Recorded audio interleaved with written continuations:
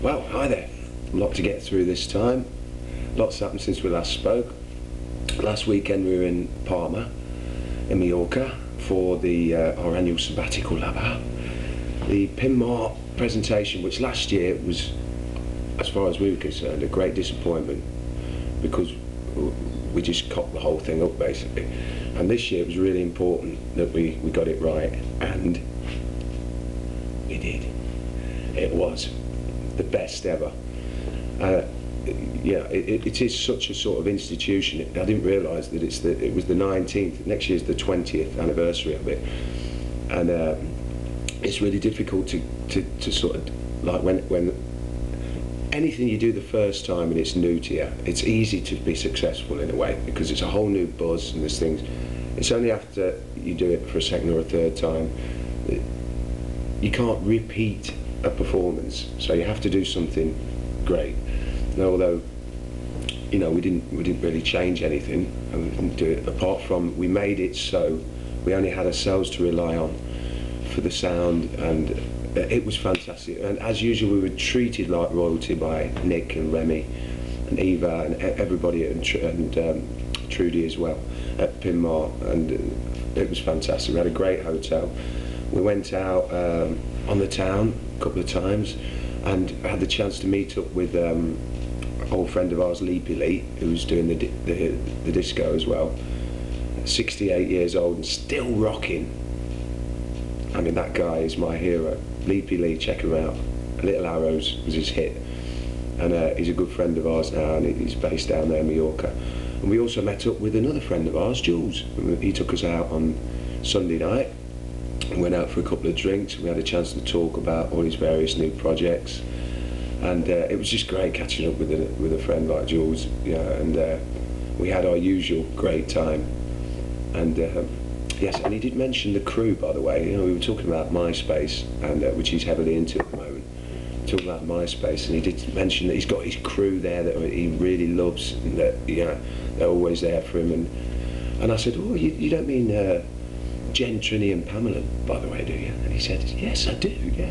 So you are loved, the three of you, you're his crew. So I just sort of pass that one on for you, make you feel a bit special. But he's in fine form, and he's really looking forward this week to getting back in the studio, and things are really happening. And, you know, I've been lucky enough to hear some stuff that's just made me feel great about it, and I know it's going to be a great project for him. Anyway, back to us.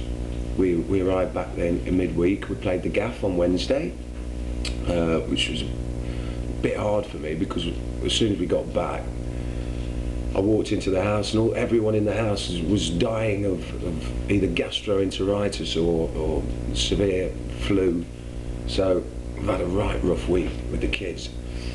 And Wednesday night, I was still sort of like in the recovery stage. I just couldn't sing, which was really funny because, you know, I know at the end of my last thing I put in the "we're shit and we know we are." Now, for those who don't know, "we're shit and we know we are" has been our sort of motto for the last 10 years, and it's not meant to be putting us down. It's not self-depreciating. It's just a joke, really. It's like but it's what we use. It's our disclaimer, if you like. If we have a really bad night, we can just say, well, we knew that we were shit beforehand. But no, it's just a joke. It's not meant to be self-depreciating. And it all comes from the song Blah Blah, which some of you may or may not know, which was written with that tune in it, which football chant is, "You're shit and you know you are." Well, we just pulled it back for ourselves. Instead of it being a you, it's a we're. So don't get upset, girls. We're not putting ourselves down. It's just a little bit of fun. But Wednesday we really were shit. We really were shit. Me especially, but I couldn't sing. I had no voice whatsoever. And still, people at the end of the night are coming up saying, "Great night. You sang really well tonight, man." And I, what? There you go. Rather that than the other way around. Thursday was a massive day because it was the last day of our favourite campsite. I'm not allowed to mention the name for legal purposes. But everyone down there, who everyone knows what I mean when I say our favourite campsite. Anyway, we've only got one. We only do one, and we do it because we love it, because the people there are real, and they're not like the rest of the people in the south of France. You know, they're British tourists on the whole, just out with their families, and they love us. They absolutely love us. I've just had a Christmas present off. No advertising here, I know, but it's got a Christmas present off a family, Tony and Kate and their family. Thanks very much. And they passed on a present for the kids as well, and that's the sort of vibe it is. It's they really do love us. So, and we were privileged to play there on the last night and close it down alongside some friends of ours, Jasper, and some new friends who we met just the other night from a band called Desperados, who are great musicians and great fun.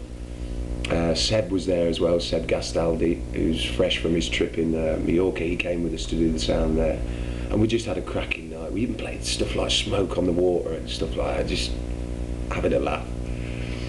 And yeah, it was great. And then last night I've got to say, the best I've ever sang in my entire life, in the gaff, to about 35 people, and I could not believe my voice and how big it was coming out and how easy it was to hit the high notes.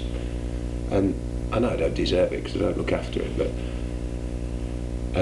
perhaps a few years ago I would have thanked God for it, but not anymore. Now I just thank the fact that if you want something bad enough, you'll eventually get it. You might have to go through a few rough days, but you know, I say I don't work on my voice, but obviously I do. I'm a singer by profession, and it's what I do. So obviously I work at it all the time. And this week I worked at it probably 5 nights. So it's getting back to form. But honestly, last night for me was that's it. Yeah, if I went tomorrow, I'd be proud of that night. Yeah, that's it. I don't have to do it. I don't have to prove anything or do anything else. But anyway, this week we're back in the gaff tonight, and next week, Wednesday, we do. Well, in fact, next week we're exclusively at the gaff. We're at the gaff for 2 weeks running, and then the week after, we're in Prague.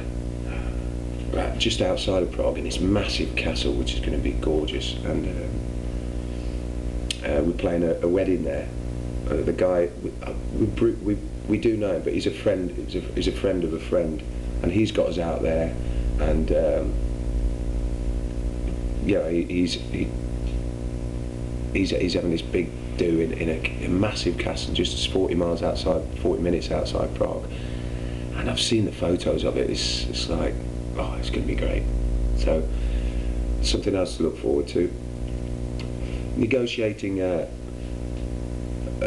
contract at the minute to go and play in Verbier in Switzerland, in a hotel which is owned by the same guys who own the Rascas. So, I'll keep you posted on that one. And also, I'm going into the studio with a guy called Rudy Caramel.